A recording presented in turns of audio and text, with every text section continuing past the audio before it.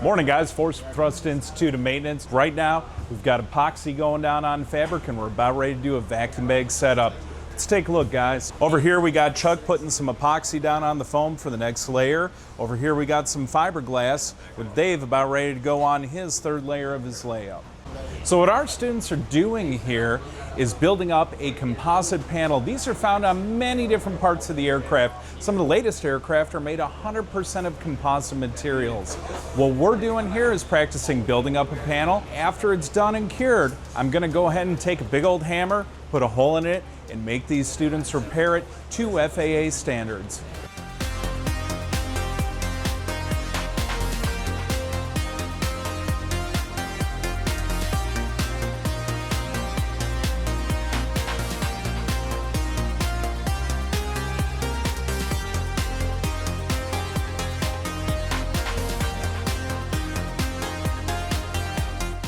One of the earliest forms of composite material actually happened to be this right here, which is woven fiberglass mat.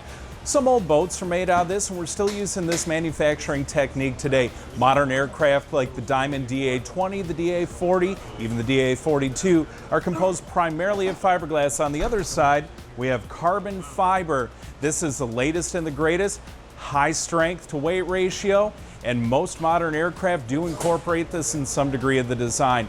But a true composite is not just the fabric and an epoxy resin.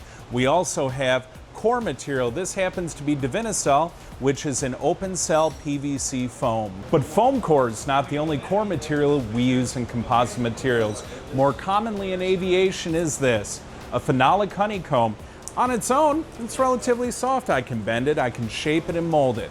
However, with the combination of fabric on top and epoxy holding the sandwich together, this creates some of the strongest panels in aviation. Imagine this was a carbon fiber airplane. We had a hole here. First step in the process is to take that damage and remove it with the grinder. Step number 2 is going to be to make any repairs to the actual substrate below, be it foam or a honeycomb. It could be filled with epoxy, it could be filled with more substrate. It's all up to the manufacturer. Final step in the process is to make what's called a scarf patch.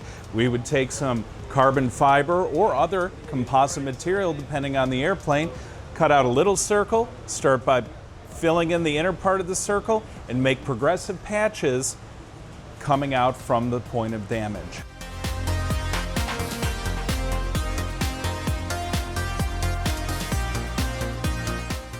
When working with composites, you got to work quick, and indeed we found that out today. Some of our epoxy started setting up a little bit quicker than we thought, so it was a mad dash to get everything into the vacuum bags. Now that they're bagged up, they're going to be ready to go. These will sit under vacuum for 24 hours as the epoxy cures. Once cured, we'll be able to remove it from the vacuum bags and they'll be good to go. Make sure to like, comment, and subscribe. And remember, if you're interested in becoming an A&P mechanic, reach out to our admissions team. They'll get you all the information you need.